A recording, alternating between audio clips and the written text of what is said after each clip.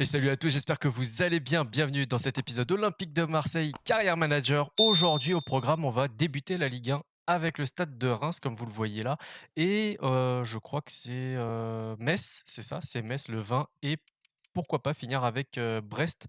Comme ça, on ira jusqu'au 25-26 août, tout simplement. Et on se laissera jusqu'au prochain épisode, la fin, la dernière semaine du mercato.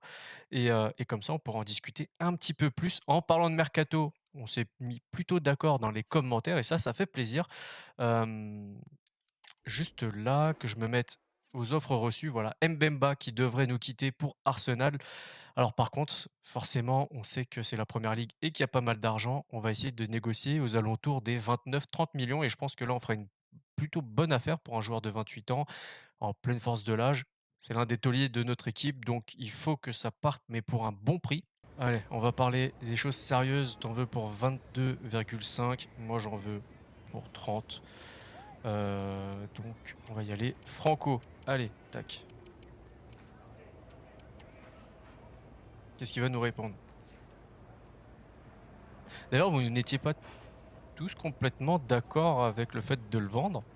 Mais Arteta, il est ok, il est très très chaud pour 30 millions. Et là, je regrette de ne pas avoir tapé les, les 32. Bon, tant pis, c'est comme ça. Bon, maintenant qu'on a accepté l'offre de Mikel Arteta et les 30 millions, on va se diriger directement vers Quentin Merlin, pardon. Et ils nous disent entre 6,9 et 8,6. On va essayer 7,5, ça me paraît pas mal, donc on va essayer ça directement. On a dit 7,5, on va déjà essayer à 7. Et s'ils sont un peu vexés, genre, eh ben, on augmentera forcément petit à petit. Clause de revente 12. En vrai, j'ai pas l'intention de le vendre tout de suite. Pas avant au moins 2 ans. Vas-y, j'accepte. J'accepte, je me prends même pas la tête.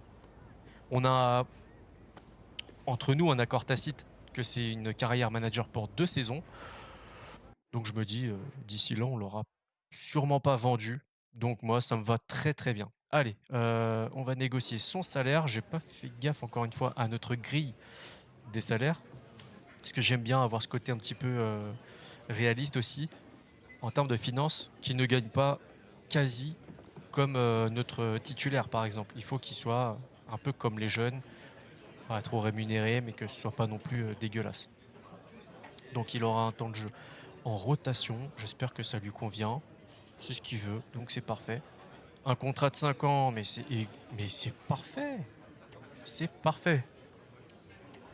Pas de clause et par contre, il veut de la caillasse. Lui, il est très très chaud. Il veut beaucoup d'argent. On va retirer les primes. En vrai, 15 000 et 135 à la signature, c'est juste sa clause là, son histoire de clause, invincibilité, ça, non, je m'en fous. Allez, c'est fait. Allez, Merlin, numéro 6. Je sais pas d'ailleurs si c'est son vrai numéro. Faudrait que je regarde ça. En tout cas, c'est un maillot qui lui va bien, je trouve. Et, euh, et quelle note on a? Quelle note on a? Forcément un C, mais ils sont fous. Allez, c'est pas grave. On va continuer. Ils vont dire 5-2. Ouais, bah oui. Allez, on sait que c'est Marseille. Il n'y a pas beaucoup d'argent, mais quand même. Bon, j'ai un petit souci. Quentin Merlin, il a le numéro 6. Moi, honnêtement, ça me va parfaitement. Mais en vrai, il a le numéro 29. En tout cas, c'est ce que j'ai vu sur Internet, pour rien vous cacher. Sauf que le numéro 29, il est déjà attribué et c'est Iliman Ndiaye qui l'a déjà. Donc, on va lui laisser et on va laisser le numéro 6 à Quentin Merlin. Maintenant, on va faire, tant qu'on est là, hein, le plan de développement pour Unai. Je pense qu'on va passer Unai en milieu offensif. Ça me paraît être une bonne idée. Comme ça. Par contre, il lui faut 43 semaines pour y arriver. Mais ils veulent faire. Allez, c'est parti. Bon, les amis, vous savez ce que j'ai fait? Je me suis dit, tiens, quitte à aller chercher un joueur pas trop cher, autant aller regarder directement dans les agents libres. Et là, je tombe sur Jesus Angulo, 25 ans, un gaucher, 1,79 m. On n'a pas sa note exacte, mais on a un petit résumé plutôt sympa, 72-82 de vitesse. Bon, c'est une bonne moyenne. En passe, c'est pas la folie. Le physique, il est plutôt là. Endurant, en tout cas, ça a l'air. Une bonne détente. Un peu bon partout, j'ai l'impression. Lucidité défensive, c'est pas mal. Tacle glissé, c'est plutôt bon.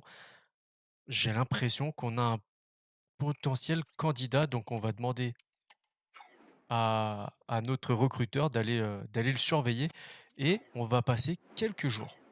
Bon les amis, on a reçu une offre du RC Lens pour Samuel Gigot, 15 millions. On va quand même la refuser, puisque là, j'ai pas non plus envie de repartir sur une défense complète à restructurer. On a déjà Mbemba qui devrait nous quitter et en plus de ça, hors de question de renforcer un, un, riv- un potentiel rival pour la Ligue 1 et les places qualificatives à l'Europe. Donc, je me permets de refuser cette offre-là. Et donc, on a une offre de prêt pour Soglo avec option d'achat. Par contre, ça, j'aime pas. C'est Norwich. Il va beaucoup progresser là-bas, je pense. On va tout simplement, on va tout simplement déléguer et un prêt d'1 an sans option d'achat. Et on verra ce qu'ils nous disent, hein, tout simplement. Allez, un départ et pas des moindres. Chancel Mbemba qui nous quitte pour Arsenal. C'est vraiment pas le genre de joueur que je voulais voir partir, mais il y a des impératifs. À un moment donné, on peut pas lutter. Puis ce qu'il gagne à Marseille, il devrait le gagner en 15 jours du côté d'Arsenal, ça, j'en suis persuadé. Alors la note pour ce transfert, c'est quand même un joueur très très important dans notre effectif, hein. Et c'est un A, évidemment. Une excellente affaire.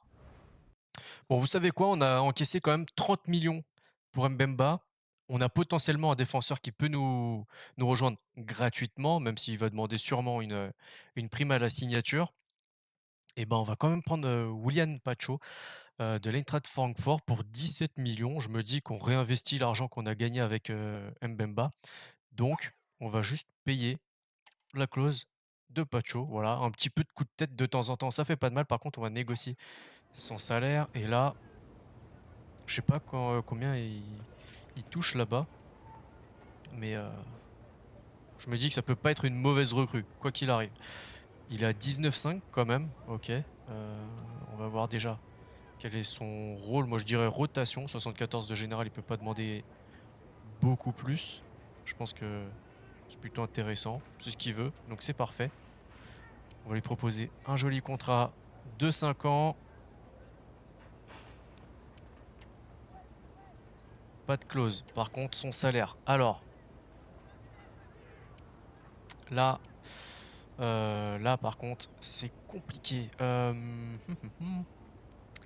va lui donner 20 et 130. Un peu comme on a donné à Quentin Merlin. Si vous voyez un peu le... Il accepte. Alors, je sais pas si j'ai trop payé ou pas, mais en tout cas, il accepte. Et on a un défenseur supplémentaire, un gaucher, qui plus est. Donc, c'est plutôt intéressant. Allez, on vit ensemble. L'arrivée. Il n'y a personne qui l'accueille, hein. Vraiment, il est arrivé comme s'il rentrait dans un centre commercial. On a déboursé quand même 17 millions. Je demande pas quand même les feux d'artifice et tout ce que tu veux, mais un minimum, quoi. Un bel accueil. Et en plus, il prend le 13. Alors là, à Marseille, c'est pas rien. C'est pas rien. Il ose. J'aime beaucoup. J'aime bien le cran de ce joueur déjà. Ouais, bah c'est un F, hein. Meilleure offre possible. Bon les amis, petite revue d'effectifs très rapide, hein. On va garder ce 3-5-2 et bon, Aubameyang sur le banc pour l'instant. On a Iliman Ndiaye et Vitinha. Deux jeunes joueurs qui devraient progresser avec l'aide évidemment d'Aubameyang. Harit, pour l'instant remplaçant, mais honnêtement, il peut être titulaire à tout moment à la place d'Unai ou de Lodi. Ça me choquerait pas du tout. Correa qui rentrera ponctuellement pour aider soit en attaquant, soit en milieu offensif. Sarr à droite, pareil. Ça me choquerait pas de le voir à droite ou à gauche, clairement. Ensuite, on a Gay et Verretou, bah, voilà, hein, deux milieux de terrain qui pourront remplacer Rongier et Kondogbia sans aucun problème. Pacho, défenseur gaucher, très rapide, très intéressant, physique. On a Totti Gomez, Gigot et Balerdi. On est pas mal. Et derrière, on a Meite, je compte un peu moins sur lui. Donc on va mettre ça comme ça. Quentin Merlin, Gendré, Murillo et Meite. Voilà. Après, normalement, mon équipe, elle s'arrête là. Peut-être l'arrivée du dernier défenseur. Et je pense qu'on est vraiment au complet. Là, ça me paraît pas mal du tout, hein, en vrai. Bon, les aléas du mercato, je vous l'ai montré tout à l'heure, on a fait une petite recherche de joueurs libres et ben, entre-temps, Angulo s'est engagé avec Frosinone, et maintenant il vaut à peu près 7,5 millions, donc on va le laisser, hein, en Italie. Tant pis pour lui, il aurait pu jouer, pour l'Olympique de Marseille. Il en savait pas grand-chose, mais bon, je soupçonne quand même qu'il a préféré, aller là-bas. On a un accord pour le prêt d'1 an, de Soglo, du côté de Norwich. Donc vas-y mon petit, fais-toi plaisir, joue, améliore-toi et reviens-nous très, très fort. Allez, on est parti pour la Bien, merci première d'être avec conférence nous. de presse Sans de plus la saison. attendre, nous allons passer aux questions. Les résultats de l'équipe à l'intersaison ont quelque peu laissé les supporters sur leur faim. Est-ce que cela aura un impact sur le premier match à enjeu? On travaille dur chaque jour et je pense que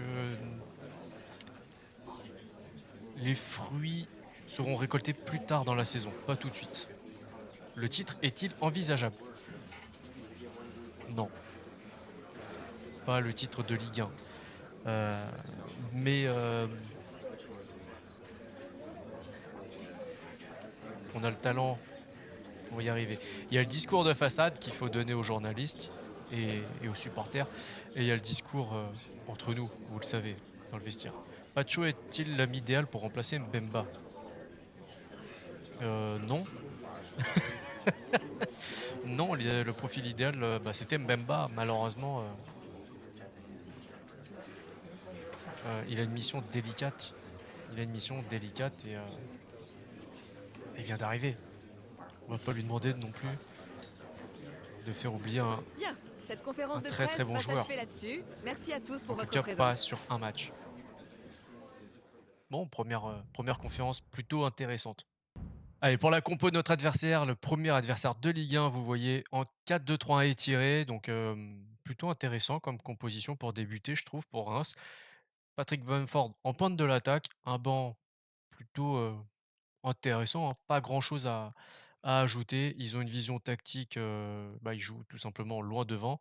La contre-attaque pure et dure, donc on va devoir s'adapter et faire très attention au long ballon.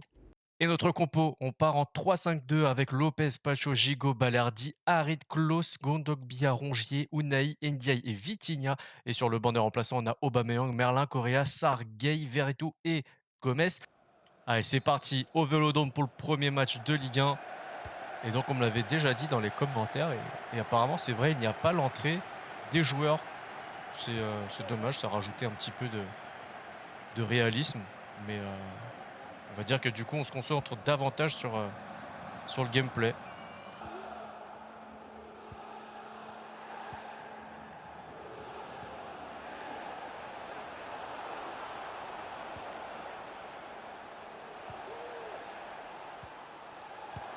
Ok, première frappe déviée, 13e minute. Et pour l'instant, ce que je vois, ça ne me plaît pas forcément. On se fait mener, dans le jeu en tout cas, hein. Et ça peut très vite se traduire par un but des Rémois.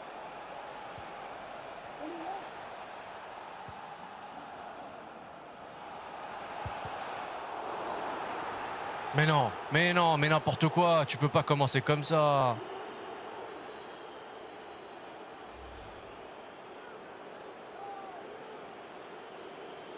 Et il se retourne et tout, il a les bras le long du corps. Qu'est-ce qu'elle veut? Oh, sérieux. Allez, Paul Lopez. Ouais, les supporters qui sont pas contents, c'est normal, je les comprends tout à fait. Allez, Paul Lopez qui arrête ce premier pénalty à la 19e. Et donc là, normalement, ça va galvaniser les supporters. En tout cas, j'espère, hein, parce que au Vélodrome, on a vraiment besoin de... Unai qui va faire la course. Il n'y a personne qui lui propose de réelles opportunités.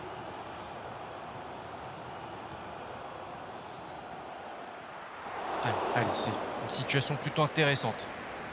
Maintenant, malheureusement, ça colle pas à notre style de jeu. Mais c'est pas grave, hein. Il faut savoir aussi renoncer à certaines choses si on veut la victoire. Alors cette vue-là, c'est sympa, hein, mais bon, je trouve c'est dispensable quand même.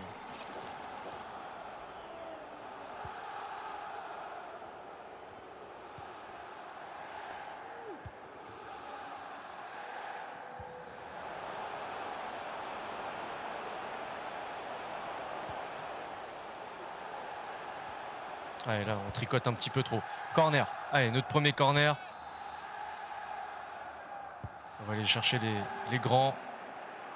Malheureusement, ça ne donnera rien d'intéressant.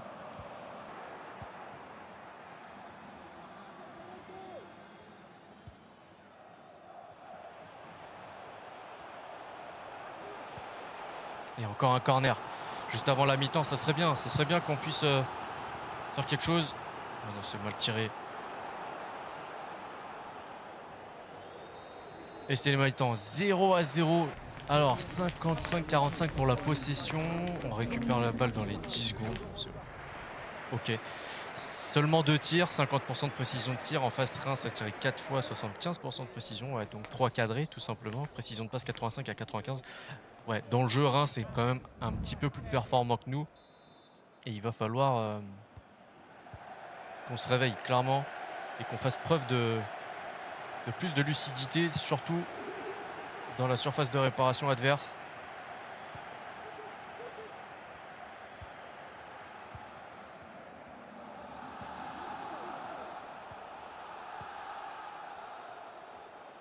Allez, la contre-attaque. Vas-y Ndiaye. Vas-y Ndiaye. Yes! Ouverture du score, 52e minute de jeu au Vélodrome. Premier but de la saison. Iliman Ndiaye. Parfaitement lancé, complètement libre. Et Vitinha qui a très bien suivi. Ce qui a obligé son défenseur à rester entre Ndiaye et Vitinha du coup. Ah, c'est bien fait.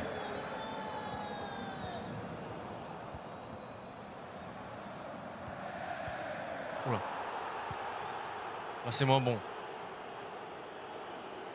Allez, on redescend. On joue avec le gardien. Faut pas hésiter. Et ça par contre c'est moins bien fait.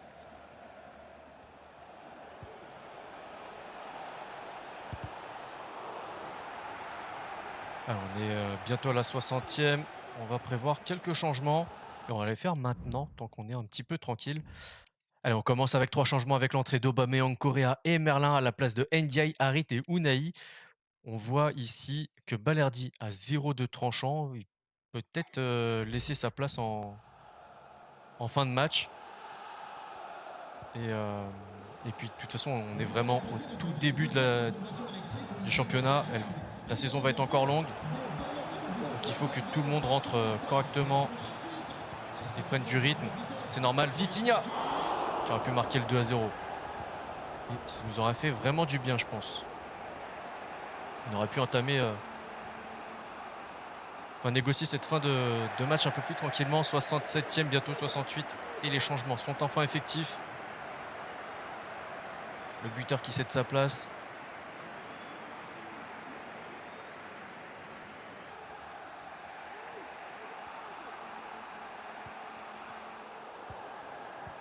Oui, pourquoi pas. Vitinha. Allez, Vitinha. Et le 2-0, 75e minute de jeu. Voilà, de quoi nous offrir une fin de match plutôt tranquille.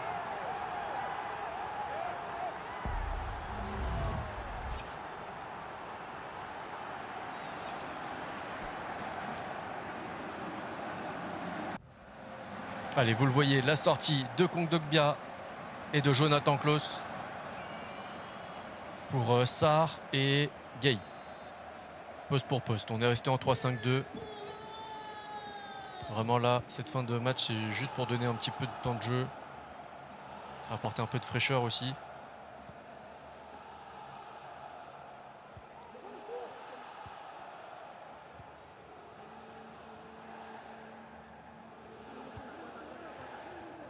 Allez, si on peut aller chercher le 3e là-dessus, ça peut être pas mal. Là, c'est casse-pipe là, complet.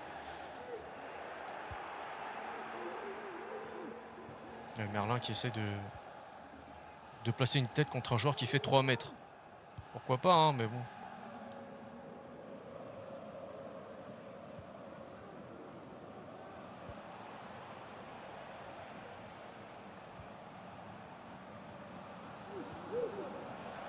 Attention. Non. Ah, dommage. Dommage. Je voulais vraiment ce clean sheet pour ce premier match à domicile. Et c'est quand même assez mal défendu, hein, il faut le dire. Ouais, taclé à contre-temps, des joueurs qui ont suivi la balle aveuglément au lieu de rester en place. On aurait pu faire beaucoup mieux là-dessus.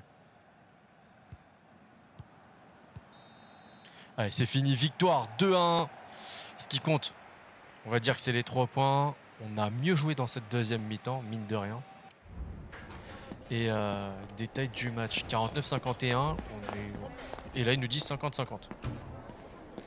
Pourquoi pas. On a récupéré la balle dans les 9 premières secondes. Ça, c'est plutôt intéressant. 5 tirs, 80% de précision. Très intéressant. Expected goals à 1,8. On est plutôt cohérent avec 2 buts marqués. Par contre, eux, ils étaient à 2,5 alors qu'ils en ont marqué qu'un. Bon, après, ils ont raté un penalty.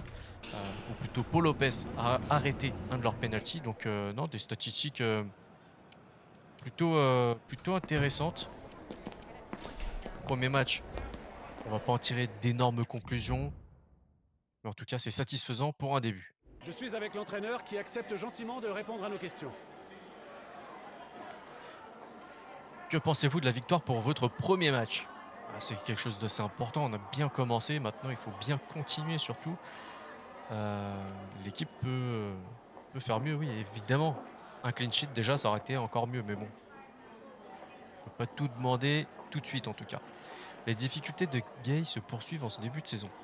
Est-ce le début de la fin pour lui? Mais n'importe quoi. N'importe quoi. Il ne peut que progresser. Gay a été décevant? Pas du tout, il n'a pas été décevant. Il est rentré en fin de match. Vous avez eu votre revanche contre cet adversaire.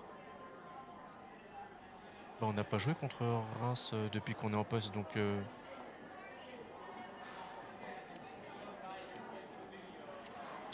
Ouais, ok. Elle me laisse un petit peu perplexe, cette question. Merci d'avoir répondu à nos questions. Et bah de rien. Ah non, mais là, c'est trop Arsenal. Faut arrêter. Vous avez pris Mbemba, là vous voulez Jonathan Klaus. À un moment donné, racheter le club, tout simplement. Enfin, à un moment donné, je sais pas. Non, là, comment dire? Je veux bien, vraiment. Je veux bien avoir ce côté réaliste, tout ce que tu veux. À 30 ans, la Première Ligue, c'est un championnat qui forcément t'attire. Surtout Arsenal, qui est un club très Frenchy dans l'esprit, et traditionnellement. Mais là, à un moment donné, il faut arrêter. Je peux pas accepter toutes vos offres. On vous a déjà vendu Chancel Mbemba. On va pas vous vendre maintenant Jonathan Klaus. Donc là, dans la plus grande des fermetés, on va refuser. Allez, pour ce deuxième match de Ligue 1, on va analyser un petit peu cette équipe très rapidement. Enfin, c'est juste le rapport qu'on nous a donné. Eh ben, tout simplement, il joue en 4-1-4-1. Donc, à mon avis, là-dessus, ça va être du bloc bas, long ballon, contre-attaque, un truc comme ça. Voilà, contre-attaque, joueur clé défensif, c'est Kandé. Et pas de joueur offensif clé. Très bien, pourquoi pas. Ils ont fait quand même une victoire pour débuter ce championnat. Donc, c'est pas dégueu, hein. Ils ont quand même réussi avec leur système de jeu. Ils ont quelques bons joueurs, il faut pas non plus les prendre par-dessus la jambe. Mais il faut quand même être sûr de nos valeurs et de nos forces. Donc, on va rester avec un 3-5-2 qui fonctionne pas trop mal. Par contre, on va faire quelques petits changements. Bon, quelques changements pour cette compo, forcément, hein, même si c'est le début de la Ligue 1, on fait encore quelques tests, hein, c'est normal. En certitude, Lopez, c'est normal. Balerdi, Gigot, ça bougera pas. Pour l'instant, on a mis Totti Gomez à gauche de ce trio défensif. À gauche, on a Aminari. Devant la défense, on a Verretou qui prend sa place aux côtés de Rongier. À droite, Gendret, vous le voyez, on va sûrement devoir faire un petit plan de développement pour lui, pour qu'il s'adapte un peu plus à notre schéma de jeu. Iliman Ndiaye qui jouera en milieu offensif aujourd'hui, qui recule d'un cran du coup pour laisser la place à Aubameyang sur le front de l'attaque aux côtés de Vitinha. Et donc sur le banc, on a Unai, Lodi, Correa, Sarr, Gay, Kondogbia et Pacho. Et donc c'est parti, cette fois-ci on est à l'extérieur. Toujours en mode légendaire, 3 minutes, c'est parti. On a le soleil dans les yeux, mais c'est pas grave, à Marseille on est habitué au soleil. Et c'est pas une excuse, loin de là. Ouais, c'est bien. Premier ballon récupéré. J'ai pas fait gaffe à ce qui s'est passé. C'est une petite faute. En tout cas, on montre qu'on est présent.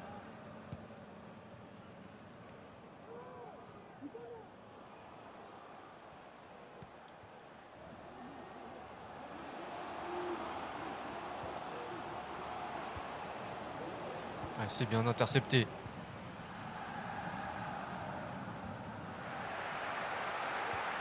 C'est bien Gendré qui récupère déjà 2 ballons en moins de 10 minutes et qui aurait pu lancer Aubame. Dommage. On essaie de ressortir de l'autre côté proprement. Et Gendré toujours très disponible, très offensif. Pourquoi pas? Il aurait fallu prolonger encore avec Amin Harit.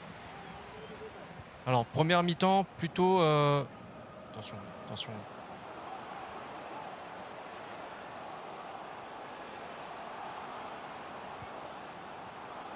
Pas de faute. S'il vous plaît, ne faites pas de faute dans la surface.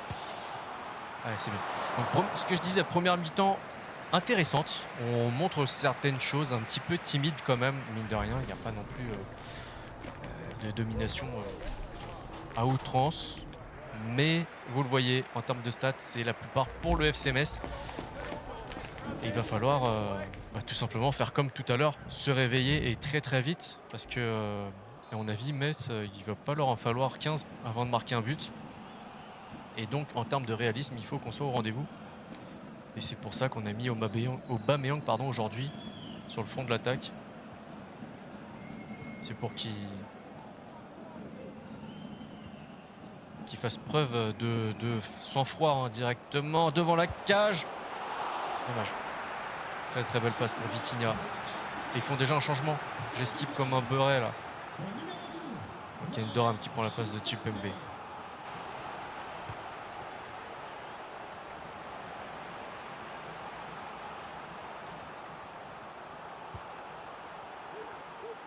Oh, la tête puissante de Vitinha. Deuxième but de la saison pour lui. Très très beau centre. Et Vitinha complètement tranquille pour placer cette tête pleine de puissance. Il me semble que c'est Rongier qui fait le centre. Il n'est pas si tranquille que ça. La défense revient sur lui. Le gardien est un peu pris à contre-pied. En tout cas, ça fait plaisir. 2 buts en 2 matchs pour le Portugais. Avec nous, j'espère qu'il va justifier ces 32 millions d'investissement. Parce qu'en vrai, on se pose la question. Allez, Aubameyang. Allez, Aubameyang. Magnifique. Le concerto d'Aubameyang pour ce deuxième but à la 63e minute de jeu.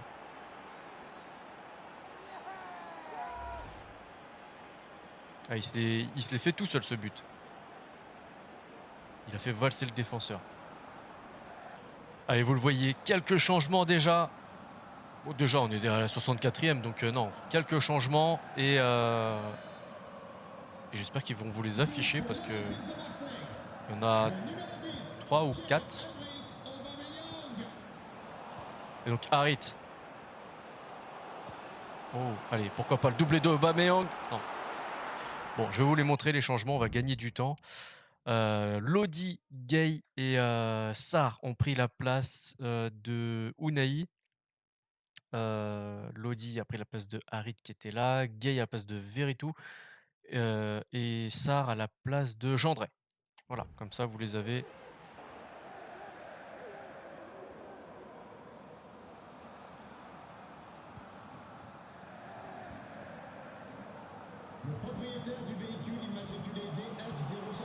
Non, non, non.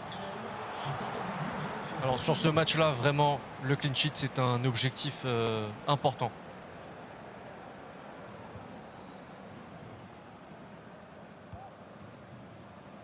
Oui, ça passe pour Sarr. Allez, mon gars. Va chercher le troisième. Jack, il lâche rien. Et vous le voyez, on en profite pour faire encore des changements. Et cette fois-ci, c'est du côté de Metz. Elisor pour Estupiñán. Et nous aussi, je vous spoil déjà. On en a fait 2. Les voilà. Aubameyang qui cède sa place, tout comme Amin Harit pour Correa et Unai.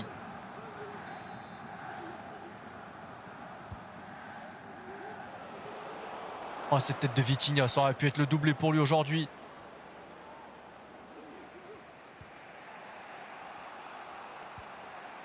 Ah, dommage.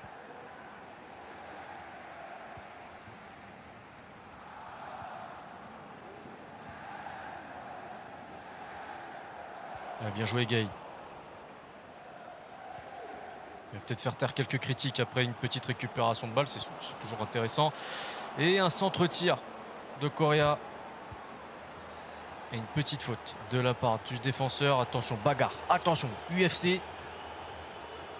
Et c'est un rouge. Ouah, c'est dur, c'est très très dur. On va revoir le ralenti quand même, à voir ce que c'est. Ah ouais, non. Ah ouais, ah, il lui a mis un Mawashigiri. À la 89e quand même, c'est complètement bête. Vitinha du coup qui va se charger de transformer ce penalty. Allez, 3-0. Propre, net et sans bavure. 3 buts pour Vitinha cette saison, doublé aujourd'hui contre le FC Metz. Mission accomplie aujourd'hui.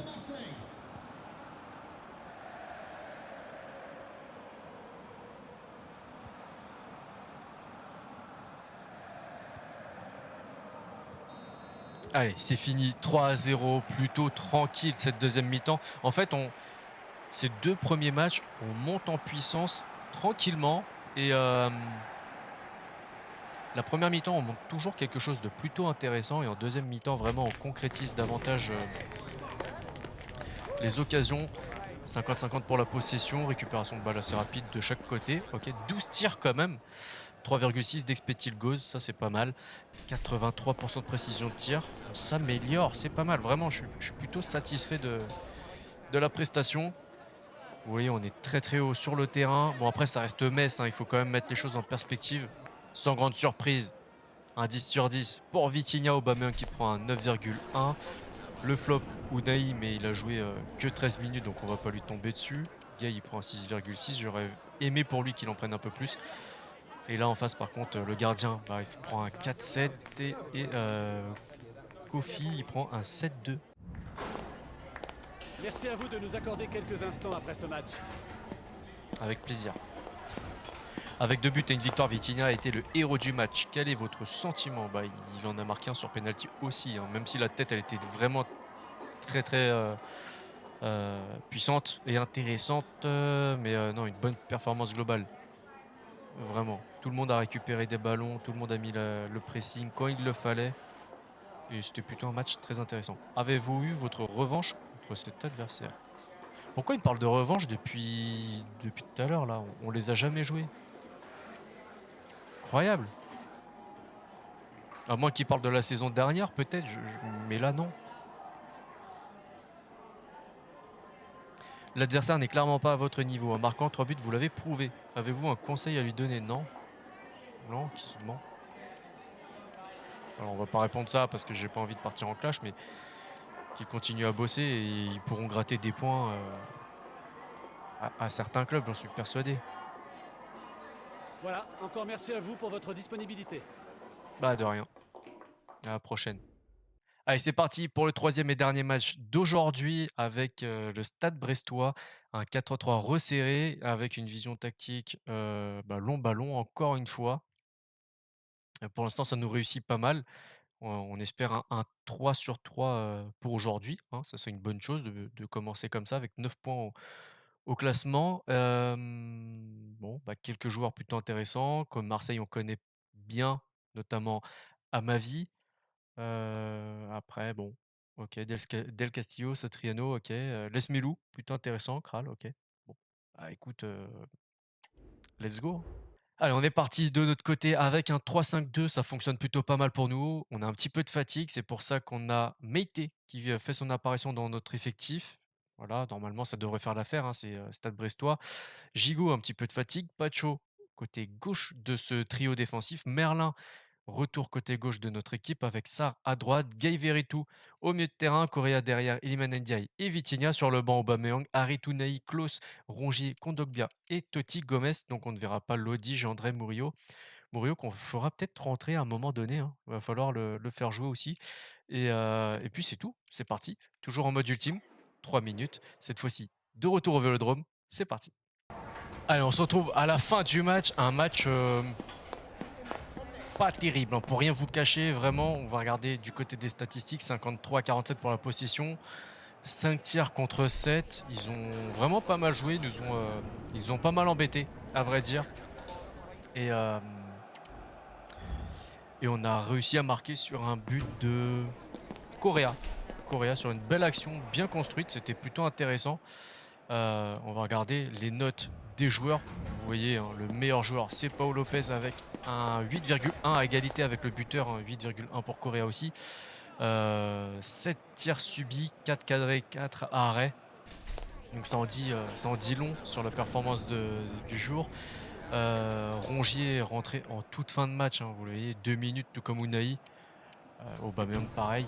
Donc rien de bien intéressant à dire. Le Doiron qui prend un 5 et en face c'est Les Milou qui prend un 7-1. Voilà.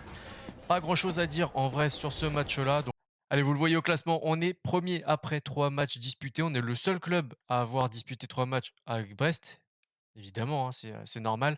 Notre prochain adversaire, c'est le FC Nantes avec un petit point. Ils sont lanterne rouge du classement. Et donc, si cet épisode vous a plu, le petit like, le partage, le commentaire, l'abonnement, si ce n'est pas déjà fait, vous êtes à peine 35% à avoir activé les notifications avec la petite cloche. Donc, pensez-y, c'est très important pour la continuité de la survie de la chaîne. D'ici là, prenez soin de vous, prenez soin des vôtres. À la prochaine. Ciao, ciao.